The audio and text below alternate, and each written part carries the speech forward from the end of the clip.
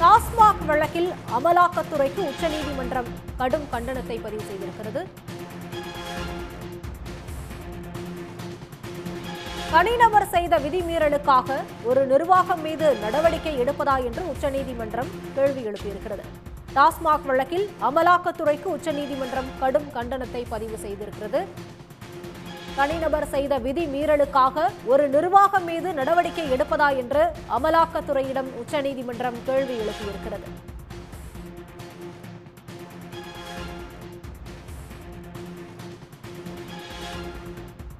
கூடுதல் விவரங்களோடு இணைகிறார் சிறப்பு செய்தியாளர் ராமகிருஷ்ணன். ராமகிருஷ்ணன், வணக்கம். விவரங்கள். அதாவது இந்த வழக்கை பொறுத்தவரையில் இன்றைக்கு தலைமை நீதிபதி BR கவாய் மற்றும் நீதிபதி ஜார்ஜ் மாசிக் அமர்வில் தான் விசாரணை வந்தது. அப்போ தமிழக அரசின் சார்பில் ஆஜராயிருந்த மூத்த வழக்கறிஞர் கபில் சிபலை பொறுத்தவரையில் கடந்த 2017ஆம் ஆண்டு முதல் தமிழ்நாடு அரசு பல தனி நபர்கள் பணம் பெற்றது தொடர்பாக வழக்கு பதிவு செய்து விசாரணை நடத்தி வருகிறது. ஆனால் அமலாக்கத்துறையை பொறுத்தவரையில் தற்போதுதான் இந்த நடவடிக்கைகளை எடுக்க துவங்கியிருக்கிறது. ஒரு அலுவலகத்தில் அத்துமீறி அதன் செயல்பாட்டை முடக்கும் விதமாக கணினி, பென்டிரைவ் உள்ளிட்ட அனைத்தையும் எடுத்து சென்றிருக்கிறது. அது அந்த நிர்வாகத்தை முடக்கும் செயலாக இருக்கிறது. தனிப்பட்ட நபர்கள் செய்த குற்றத்திற்காக அவர்கள் மீது தமிழக அரசு ஏற்கனவே நடவடிக்கை எடுத்து வரும் நிலையில் அமலாக்கத்துறை டாஸ்மாக் அலுவலகத்திற்கு வந்து இது போன்று நடந்திருக்கிறார்கள், இது எந்த வகையில் ஏற்றுக்கொள்ளக்கூடியது என்று கபில் சிபல் வாதங்களை முன்வைத்தார். ஏற்கனவே தமிழ்நாடு அரசை பொறுத்தவரையில் வழக்கு பதிவு செய்யப்பட்டிருக்கிறது.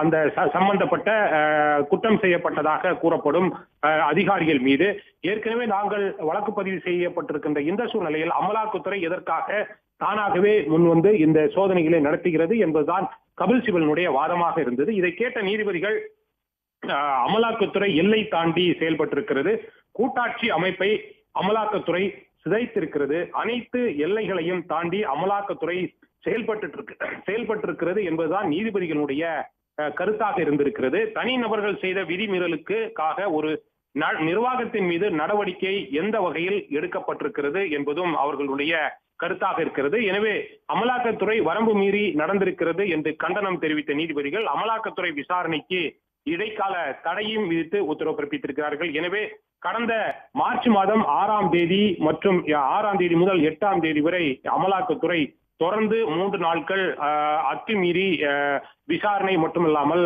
அந்த ஆய்வு பணிகளை மேற்கொண்டிருக்கிறார்கள். அதற்கு இப்போது உச்சநீதிமன்ற நீதிபதிகள் தடை விதித்திருக்கிறார்கள். எனவே அமலாக்கத்துறை இந்த டாஸ்மாக் நிர்வாகம் மீது நடத்தப்பட்டிருக்கின்ற அந்த ரெய்டு மட்டுமல்லாமல் விசாரணைக்கும் தற்போது உச்சநீதிமன்றம் தடை விதித்திருப்பதால் அமலாக்கத்துறை தொடர்ந்து இந்த வழக்கில் விசாரணை நடத்த முடியாத ஒரு இக்கட்டான ஒரு சூழ்நிலை ஏற்பட்டிருக்கிறது. அமலாக்கத்துறைக்கு நோட்டீஸும் அனுப்பி நீதிபதிகள் உத்தரவு பிறப்பித்திருக்கிறார்கள்.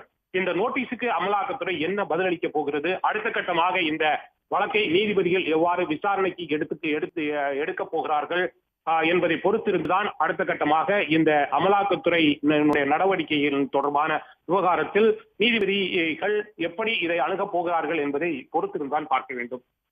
உடனுக்குடன் செய்திகளை தெரிந்து கொள்ள சன் நியூஸ் பெல் ஐகானை கிளிக் பண்ணுங்க.